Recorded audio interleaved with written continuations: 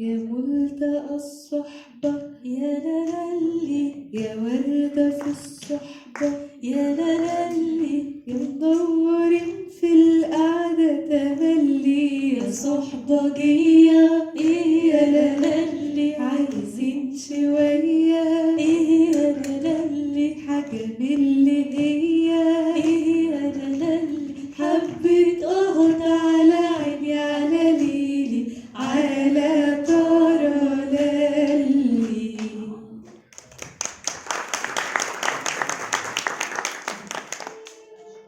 ما تفتحش بقك في الاجتماع بدون ذكر اسماء. اختفي عيش نص حياتي. ريحه الدخان ضحكتني وريني كده. ودلوقتي انا هيغتصبوني ويقتلوني.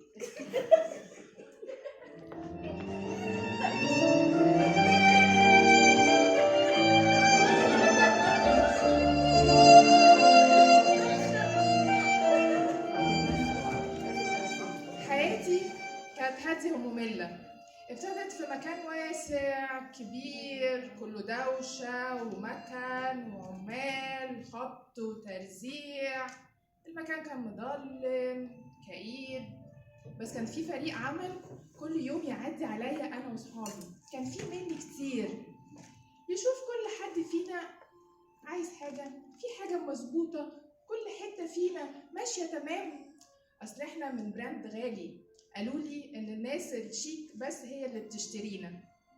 فضلنا على الحال ده كل يوم نفس الموال، يدمعونا وينضفونا يظبطوا كل حتة فينا، لحد ما في يوم جه رئيس العمال. يا محمد جيب لي أول صفين دول يلا هنطلعهم. هيطلعونا؟ هيودونا فين؟ أكيد أحسن من المكان الكئيب اللي إحنا قاعدين فيه.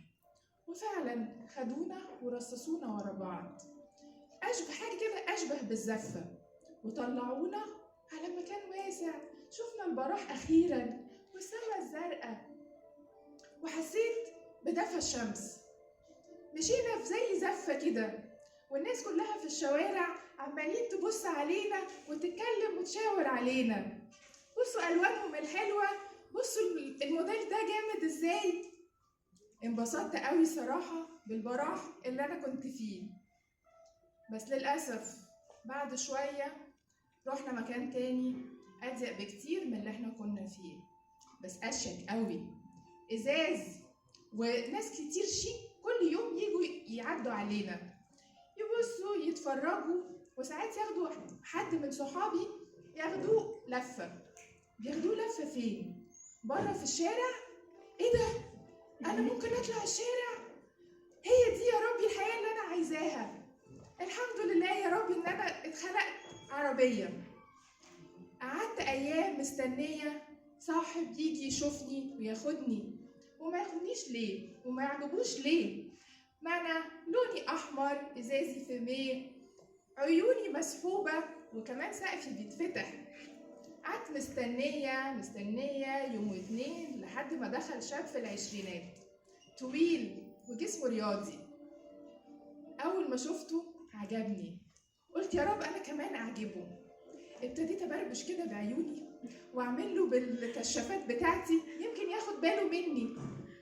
وفعلا لقيته بيقرب عليا ولف حواليا لفة واتنين. فتحت له الباب، دخل قعد يجرب كل الزراير اللي فيا، زراير كتير، انا موديل ادفانس قوي. شويه وراح قال ايه، انا عايزه اخدها في الشارع. ايوه يلا خدني بره. خدني صاحبي وطار بيا، كان ماشي بسرعه جنونيه، كانت عجباني الصراحه. وفجاه راح عمل بيا امريكاني. ايه الحلاوه دي، ايه الجمال دي، ده باين حياتي هتحلو وهتبقى لذيذه. رجع قال لباباه هي دي اللي انا عايزها، يلا ناخدها معانا. وخدني صاحبي وخدني معاه نايمني في جراج بيتهم. صاحبي سماني بوسي، وساعات بيدلعني ويقول لي يا بوس. كل يوم الصبح البواب عم فرج يجي ياخدني الدش التمام، وصاحبي ينزل يلاقيني على سنجة 10. ها جاهزة يا بوسي؟ يلا عندنا مغامرة النهاردة لذيذة. جاهزة؟ طبعا جاهزة، يلا بينا. ياخدني ونروح نلف على أصحابه واحد ورا واحد، ونفضل نلف في الشوارع طول النهار بسرعة جنونية، أمريكاني، كل اللي احنا عايزينه. بس كنا نيجي على بالليل ونطلع في جبل، نقعد كده شوية والاقي دخان ريحته لذيذة قوي، كانت عجباني الصراحة، وعمالين يضحكوا. الصراحة أنا كمان كنت بضحك، ريحة تجنن. عرفت بعد كده إن هما بيدخنوا حشيش. الله، طب وليه لأ؟ مادام بنبقى مبسوطين. وبقينا نروح أنا وصاحبي كل يوم مزاجنا عال العال ومبسوطين وماشيين بنتطوح كده، حاجة في منتهى اللذاذة. فضلنا على الحال ده أيام وأيام، وأنا في منتهى السعادة ومبسوطة بالعيشة الجديدة اللي أنا فيها، طول النهار في الشارع وضحك ومزاج عال العال. لحد ما في يوم هوب واحنا مروحين وقفتنا لجنة. لف الظابط حواليا مرة واتنين، انزل يا ولد انت وهو، وروني عندك رخصك؟ يا باشا اهي الرخص كله موجود. وانت مالك بتتطوح كده ليه؟ انزلي بالعربية. وجاي دخل عليا بيفتح الباب، يا نهار اسود، بيفتح الباب الحشيش في كل مكان فيا، هيلاقي الحشيش هعمل ايه؟ ودخل ولقى الحشيش للأسف. حشيش يا بهوات؟ بتتعاطوا حشيش منك له؟ يلا بينا على القسم.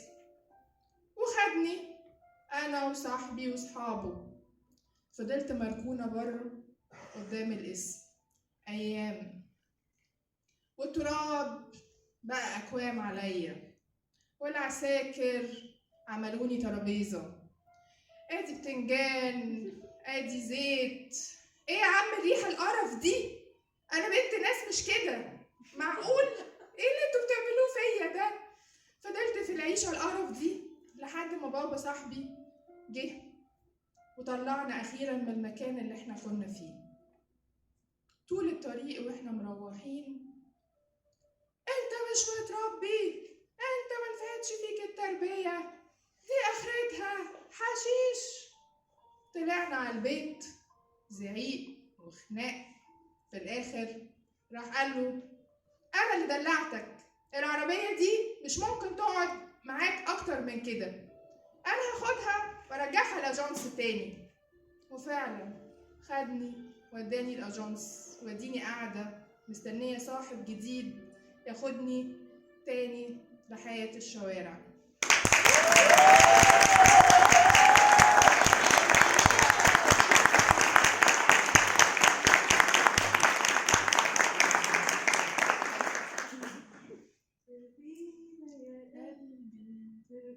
يا قلبي ولا تقوليش السكة منين، ده حبيبي معايا ما تسألنيش رايحين على فين على فين على فين على فين رايحين.